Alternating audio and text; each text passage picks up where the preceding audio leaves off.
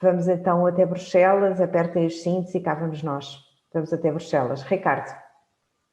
Obrigado, Cristina. Ora bem, então muito boa tarde e bem-aja a todos. Muito obrigado por estarem mais uma vez presentes numa das nossas apresentações da Oasis Travel, que temos feito todas as terças-feiras desde dezembro do ano passado. Tanto como a Cristina disse, vamos então dar início à nossa viagem de 4 dias, 3 noites, às 4 principais cidades da Bélgica, sempre com acompanhamento ao Oasis Travel, logo desde o início de Lisboa e durante toda a viagem até ao regresso a Lisboa. Como podem ver então no slide, vamos então viajar desde Lisboa até à cidade belga de Bruxelas, saindo de Lisboa em voo direto da TAP, às 7 da manhã, e chegamos às 10h45 ao aeroporto internacional de Bruxelas, que fica em Zaventem, e será também este o aeroporto depois do voo de regresso a Lisboa. Portanto, usando este slide, seguindo a direção do ponteiro dos relógios, podemos ver então que a Bélgica faz fronteira com a Holanda a norte, a este com a Alemanha e com o Luxemburgo, a sudoeste, e depois com a França a sul e sudoeste. Tá bom? Bélgica. Ora bem, portanto, a Bélgica, oficialmente o Reino da Bélgica, é um país situado na Europa Ocidental e é um dos países mais pequenos do continente europeu.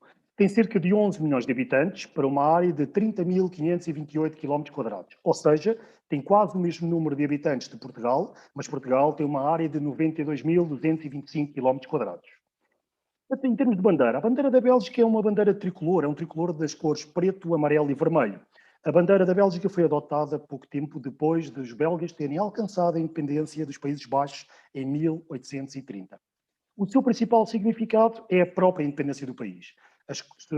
As suas cores têm origem no brasão de armas de Brabante, o Estado que fazia parte dos antigos Países Baixos, hoje Bélgica e Holanda, sendo que o preto representa o escudo, o amarelo representa o leão e o vermelho é a cor das garras e da língua do leão.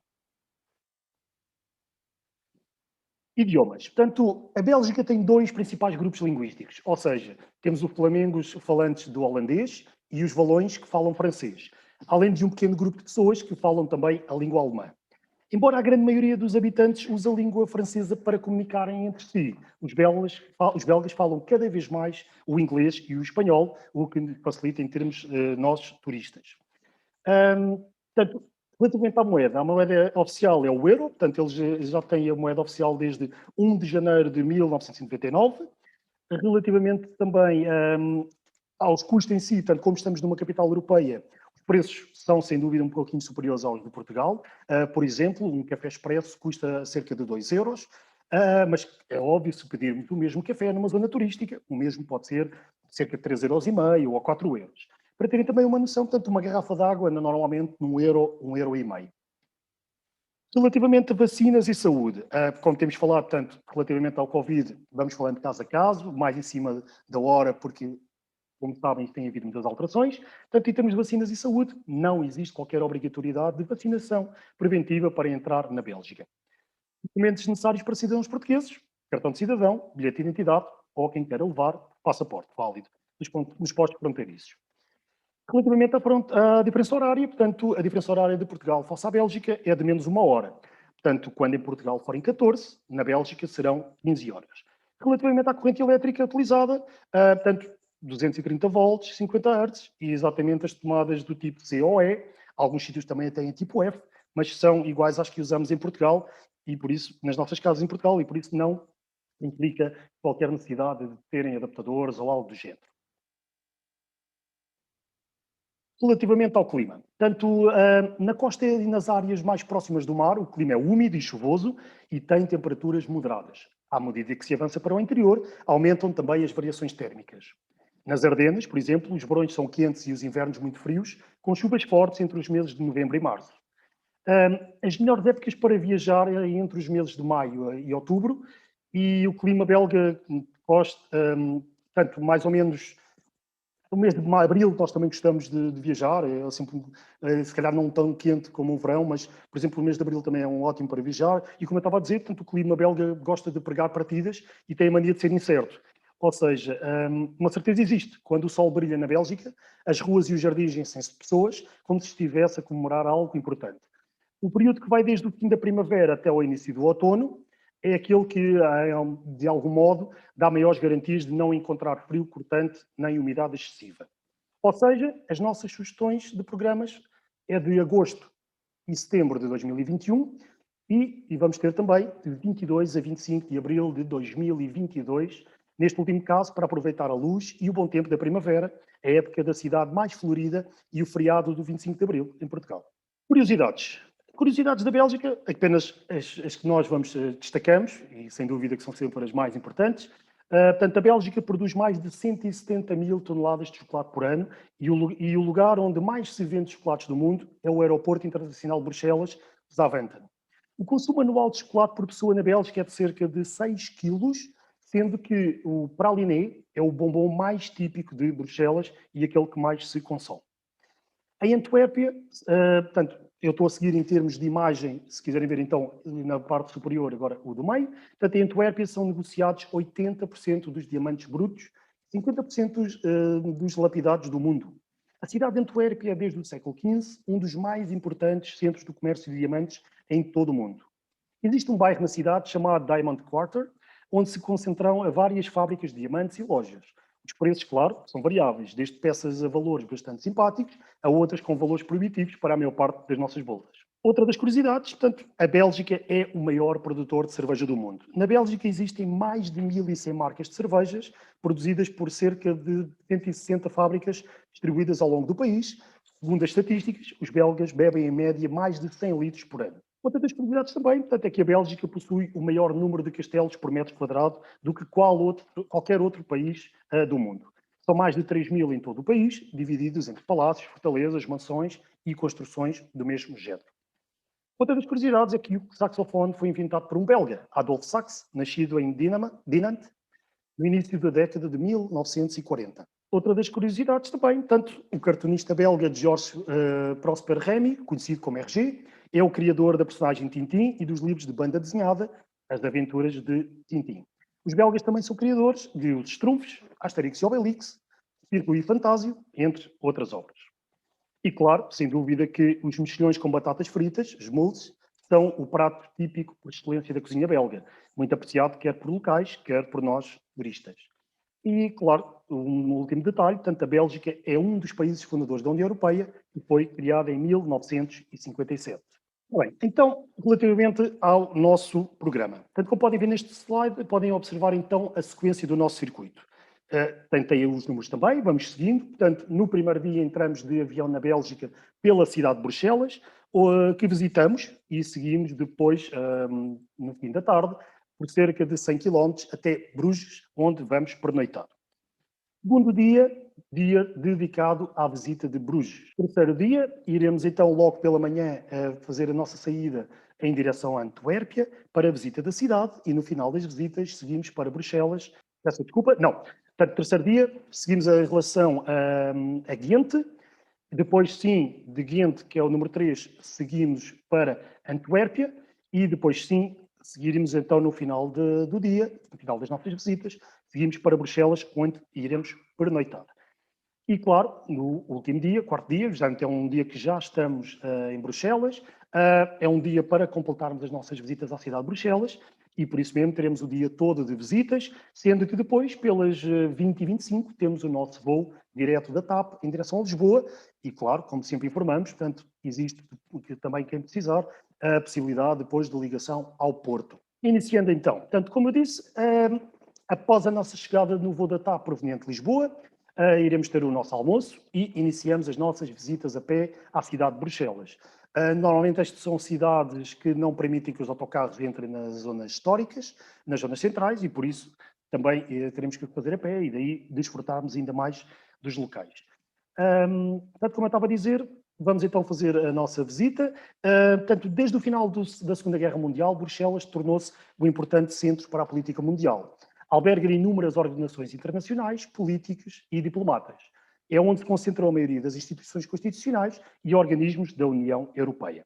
Esta cidade é também sede da Organização do Tratado do Atlântico Norte, NATO ou OTAN, Bruxelas é também a maior área urbana da Bélgica. A sua área metropolitana tem uma população de mais de 1,8 milhões de habitantes, ou seja, menos cerca de 1 milhão de habitantes comparativamente à área metropolitana de Lisboa. Portanto, durante as nossas visitas à cidade de Bruxelas, há vários pontos de interesse de Bruxelas, destacamos os seguintes.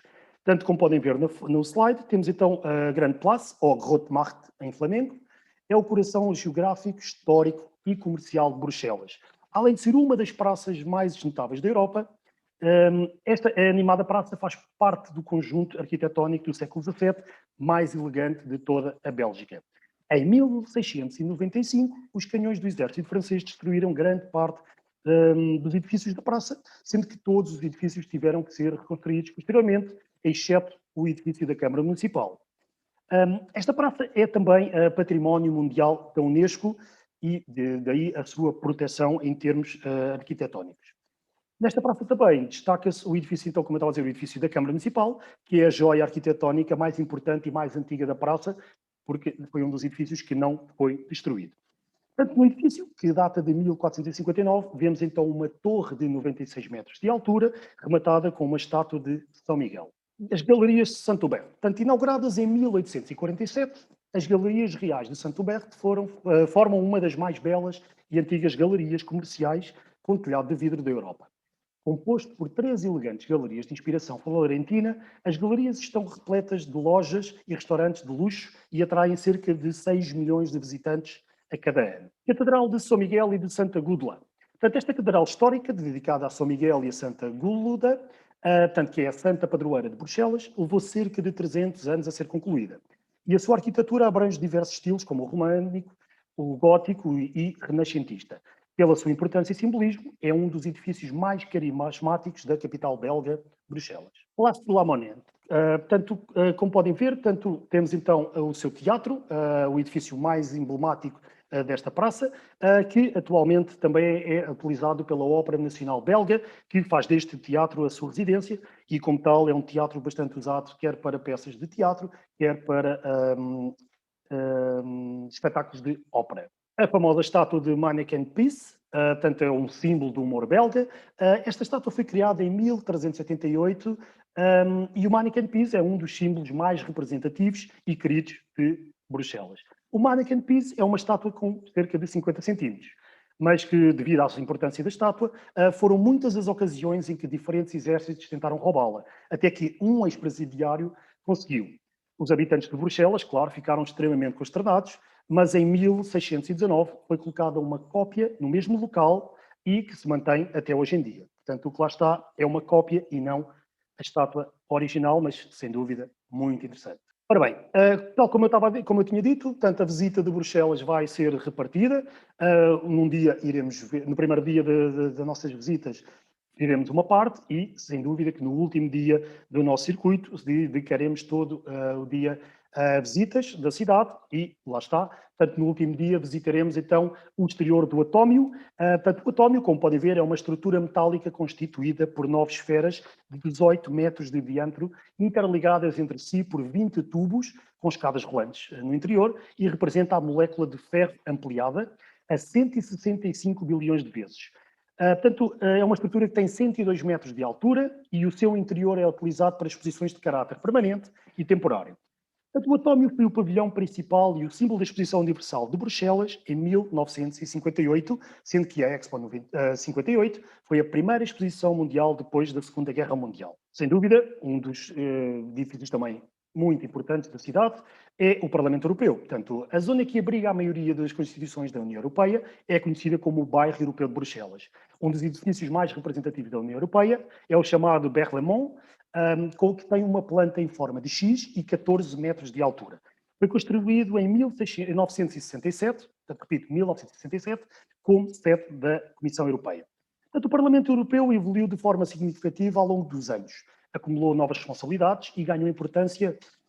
O que um antecessor, por exemplo, a Assembleia, tinha apenas a função de supervisão. Hoje, o Parlamento Europeu é a única instituição eleita por sufrágio direto e é responsável por representar os interesses dos cidadãos. Para além de moldar e aprovar novas legislação, também é responsável por monitorizar as instituições da União Europeia e promover os direitos humanos dentro e fora da União Europeia. Os deputados do Parlamento Europeu são eleitos por sufrágio direto em toda a União Europeia desde 1979. Atualmente, o Parlamento Europeu é composto por 705 deputados, sendo que Portugal tem o mesmo número de deputados que a Bélgica, ou seja, 21 deputados, e, apenas uma curiosidade, Portugal tem atualmente 9 deputadas e 12 deputados homens. Portanto, os deputados europeus fazem parte de um grupo de 7 grupos políticos existentes. E também, atualmente, o presidente do Parlamento Europeu é o italiano Davide Maria Sassoli. E apenas uma curiosidade, para quem gosta deste tipo de estatísticas, portanto, as mulheres constituem 40,4% dos lugares existentes no Parlamento, sendo que de 1979 a 1984 apenas representavam 15,2%. Portanto, vejam a evolução que tem havido ao longo dos anos. E, sem dúvida, algo também importante, portanto, o Tratado de Lisboa, assinado pelos Estados-membros da União Europeia em 13 de dezembro de 2007, constitui a mais recente revisão dos tratados europeus, tendo conferido mais poderes ao Parlamento Europeu. Sem dúvida, outra visita imperdível e que, claro, vamos fazer. Portanto, vamos então visitar o interior do Parlamentário. Portanto, o Parlamentário é um lugar perfeito para quem deseja aprender um pouco mais sobre a história da União Europeia e, claro, dos eventos históricos importantes dos seus países membros. O museu é todo tecnológico, ou seja, ao invés de termos um guia local, o trajeto é todo conectado por gravações multimédia. Ou seja, logo na entrada vamos receber um audioguia e, como tal, cada um de nós pode fazer toda a visita ao nosso ritmo e de acordo com os nossos interesses sobre cada tema. Não poderíamos finalizar a nossa visita a Bruxelas sem passarmos pela zona de Arte Nouveau e, claro, iremos fazer então várias paragens nas várias casas de Arte Nouveau para visitar o seu exterior, como a Maison Horta, o Hotel Tassel, o Hotel Hanon, o Hotel Van Etveld, entre outros edifícios. Apenas por curiosidade, portanto, do lado esquerdo tem então a Casa de Tassel. Este edifício é considerado como a obra fundadora da Arte Nouveau em Bruxelas. Trata-se de uma mansão concebida em 1893 por Victor Horta, encomendada por Émile Tassel, professor na Universidade Livre de Bruxelas, e franco-maçom como Horta. Tassel era solteiro, vivia com a sua avó e queria ter uma casa onde pudesse receber os seus amigos e prosseguir os seus trabalhos científicos. Portanto, esta construção reúne os elementos mais característicos da Arte Nouveau, portanto, a estrutura metálica visível, integração da decoração na estrutura, grande entrada de luz natural, entre outras características. Portanto, tal como eu disse, tanto no fim do primeiro dia, iremos então até Bruges, onde iremos pernoitar. Tanto, como eu estava a dizer, tanto todas as cidades belgas que visitamos, então Bruges com mais de 3 milhões de visitantes anuais. Bruges é a cidade mais visitada da Bélgica, superando mesmo Bruxelas. O anonimato em que viveu Bruges durante mais de 4 séculos fez dela uma das cidades medievais melhores conservadas do mundo. Foi fundada no século XI, ao redor de uma fortaleza do século IX. Até ao século XV, Bruges foi uma das cidades mais prósperas do continente. Tem a sua rede de canais, por exemplo, que levou a ser comparada muitas vezes com Veneza, faz dela um importante centro comercial do norte da Europa. No final do século XV, quando o rio Zwin sedimentou, a cidade passou a viver uma época de decadência. No início do século XX, quando a cidade estava muito abandonada e submersa na pobreza, foi alvo de uma profunda restauração, tornando-se num importante destino turístico como hoje é. Portanto, atualmente tem mais de 3 milhões de visitantes, tanto visitantes que visitam as suas ruas de pedra a cada ano, fazendo dela a cidade mais visitada da Bélgica, como eu tinha dito. Temos então dos pontos que iremos então visitar, sem dúvida, a Praça Burg. Portanto, a Praça Burg fica no antigo local de um castelo que foi originalmente construído para proteger a área da invasão de vikings e normandos e permaneceu como residência dos condes de Flandres por mais de 500 anos. O castelo já não existe, mas a encantadora praça pública que o substituiu, a Praça Burg, tem sido o coração de Bruges desde então.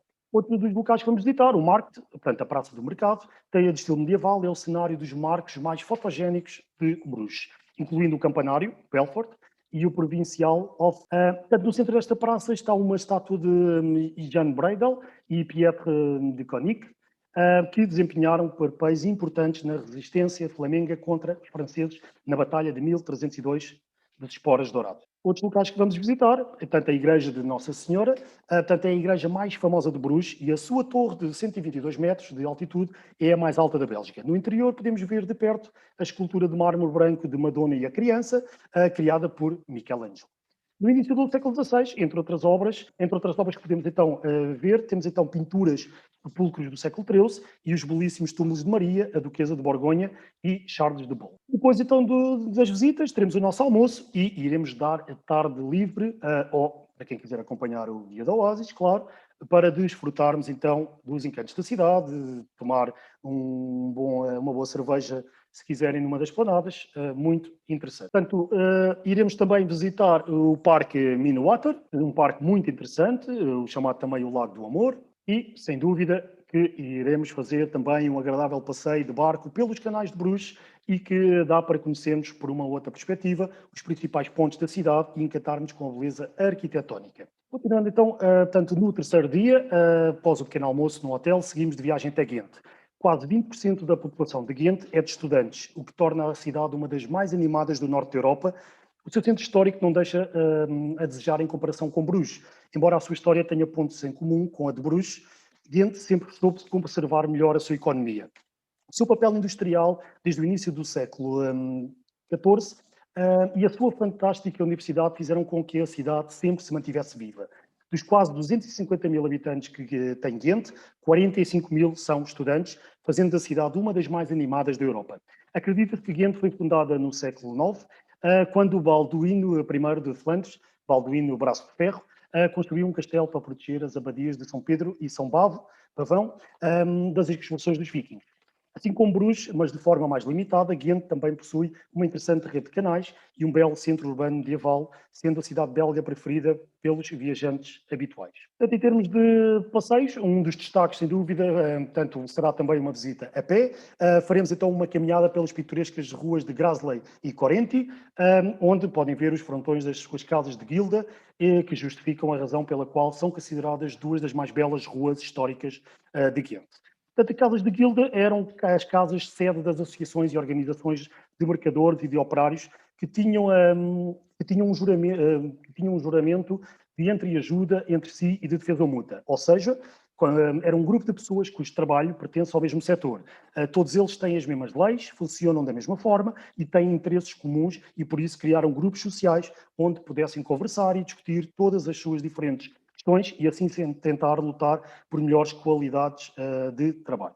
Estas casas são uma das principais atrações das cidades e que felizmente têm conseguido as manter em perfeitas condições, mantendo a aparência de antigamente. Portanto, para diferenciá-los à primeira vista, cada casa possui um símbolo diferente que identifica o seu trabalho. Assim, podemos ver, por exemplo, o lobo dos arqueiros, o saco dos carpinteiros ou o carrinho de mão dos leiteiros. Além disso, caminhando pela praça, podemos notar uma árvore dourada erguida que representa a Guilda da Cerveja, um edifício sempre importante, isto porque já naquela época a cerveja era muito importante para a Bélgica. Outro dos destaques, sem dúvida, a Catedral de São Bavo. Inicialmente, o templo dedicado a São João Batista foi construído ali no século X. Mas como Ghent tornou-se uma das cidades mais ricas e poderosas da Europa ao longo da Idade Média, entre os séculos XV e XVI, a Catedral Gótica de São Bavo foi construída no seu lugar. Portanto, iremos visitar o seu interior, portanto, como podem ver pelo slide, um interior magnífico. As obras da Catedral são impressionantes. Portanto, como podem ver, um altar barroco com mármore vermelho, branco e preto e dezenas de esculturas e capelas lindíssimas decoram o espaço.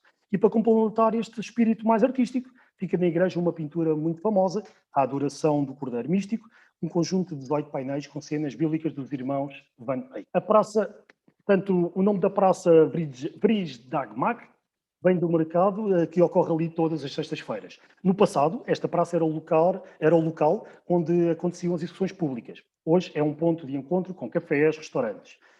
No centro da praça, como podem ver pela foto, está uma estátua de Jacob van Artevelde, que foi essencial para um acordo dos belgas com a Inglaterra contra a França. Depois de Ghent, iremos então até Antuérpia.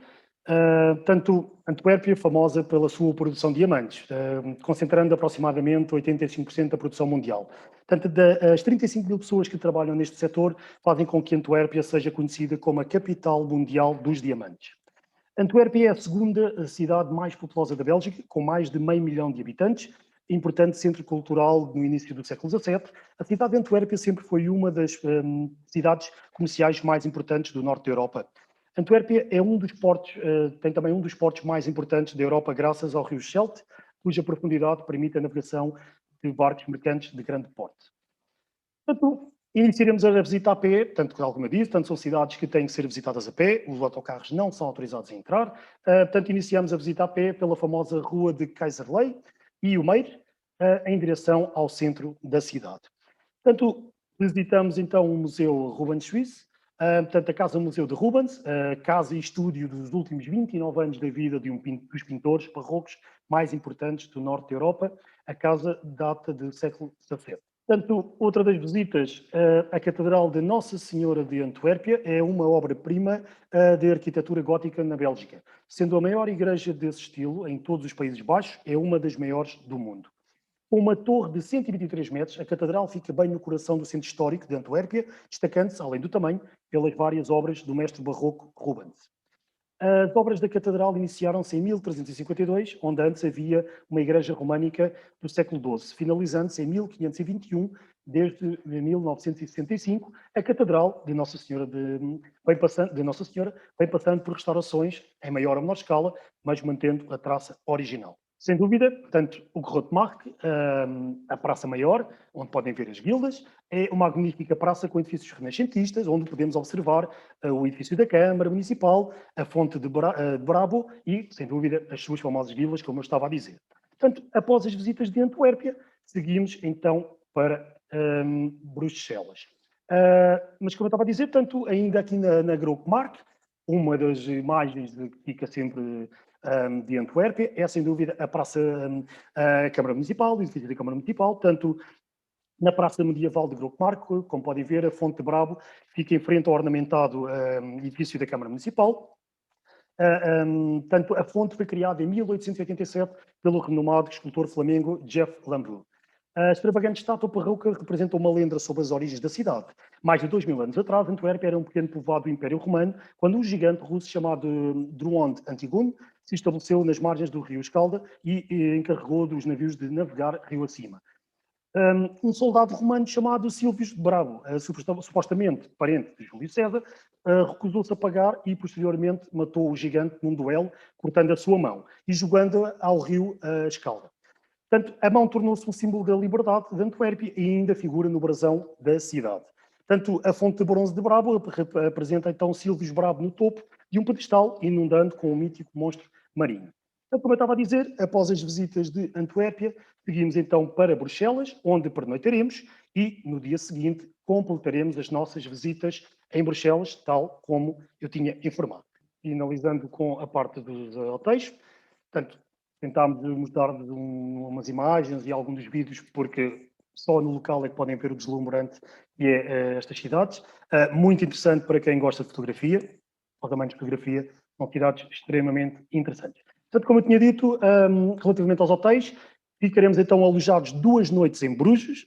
Vamos ficar então no Hotel Academy, que está localizado a menos de 100 metros da famosa Minewater, numa área cénica e tranquila de Bruges. O hotel disponibiliza acesso Wi-Fi gratuito em toda a propriedade. Todos os quartos do hotel Academy incluem televisão, ar-condicionado, modernas facilidades, por exemplo, o Beguinage e a cervejaria de Valdman, que são referências da cidade, encontram-se a menos de 150 metros do hotel. E o hotel fica a cerca de 10 minutos a pé da Praça Grote Markt, portanto, do centro principal da cidade. E iremos ficar então uma noite em Bruxelas, no Hotel NH Collection Brussels Center, que está localizado a cerca de 800 metros da Central Grand Place e da estátua de Manneken Pis. Tanto apresenta uma sala de pequenos almoços e um terraço do último piso, que proporciona visitas panorâmicas sobre Bruxelas excelentes. É um hotel que depois dispõe também de acesso a Wi-Fi gratuito. Todos os quartos do Hotel NH Collection apresentam decoração acolhedora, modernas comunidades, portanto, um hotel excelente para ficarmos. Cristina, da minha parte, espero que tenham gostado. Vou então passar a Cristina Carvalho. Então, só para completar aqui um pouco daquilo que o Ricardo disse, em todas as nossas partidas de seleções, os programas são geralmente em pensão completa e também este é em pensão completa, tem acompanhamento ao Oasis Travel durante toda a viagem, ou seja, de Lisboa até Lisboa. Para além do seguro de viagem já de coberturas alargadas que habitualmente incluímos, agora para 2021 incluímos também um seguro extra Covid-19. O alojamento em todos os nossos programas de seleções é sempre de hotéis de 4, 5 estrelas, no caso concreto do programa da Bélgica, em hotéis de 4 estrelas, como viram, com ótima localização, que é um fator muito importante nas cidades. É não só a qualidade do hotel, mas também a localização do hotel e, portanto, ambos muito bem localizados, bem no centro da cidade. E as partidas estão limitadas a um máximo de 25 participantes, de maneira a que cada passageiro tenha sempre a possibilidade de ter o lugar ao seu lado no autocarro vazio, caso assim o pretenda. Quando entramos no nosso site, esta é a imagem que têm. Esta é a imagem que têm do nosso site. Entrando aqui em escolha o seu destino, no caso concreto, como nós já sabemos exatamente o que é que vamos à procura, procuramos aqui em Europa, dentro da Europa procuramos em Bélgica e fazemos pesquisar viagens e aparecem-nos os 2 programas que temos neste momento divulgados para a Bélgica, um de 5 a 8 de agosto, outro de 9 a 12 de setembro. Aproveito agora aqui para informar o seguinte: nós, no nosso programa, sendo um programa de 4 dias, naturalmente que é muito importante o voo da ida ser muito cedo e o voo de regresso ser muito tarde para se poderem aproveitar os 4 dias ao máximo. Porque num programa de 4 dias, se nós não aproveitamos o primeiro e o último dia, ficamos com muito pouco tempo disponível. Nós tínhamos estes 2 programas agendados no pressuposto de um voo às 7 da manhã na ida e um voo às 8 da noite no regresso, o que permitia aproveitar completamente todos os 4 dias. A TAP cancelou o voo de regresso das 8 da noite e neste momento apenas é possível o mais tarde, o voo que existe mais tarde é às 3 da tarde. Portanto, para além destes 2 programas, lançámos desde já um terceiro programa que ainda não aparece aqui no site, mas que vai aparecer nos próximos dias, que é de 22 a 25 de abril. Porquê? Porque nessa data já é possível o voo das 7 da manhã na ida e o voo das 8 da noite no regresso. Ou seja, é possível em 4 dias aproveitar ao máximo desses 4 dias. Portanto, em breve vamos divulgar esse programa de 22 a 25 de abril. Tem a vantagem, tal como o Ricardo dizia no princípio da apresentação, tem a vantagem de aproveitar já os belos dias de primavera nesta região, uma altura em que as cidades estão floridas e que estas cidades são de facto muito bonitas, e simultaneamente aproveitar o feriado do 25 de abril.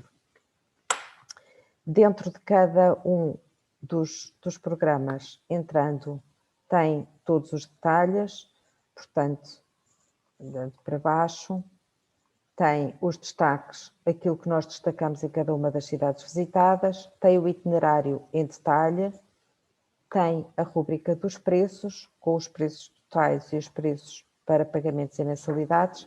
Quem já está habituado a viajar connosco sabe que temos sempre a possibilidade de pagamentos em várias mensalidades, sem qualquer acréscimo de juros ou encargos.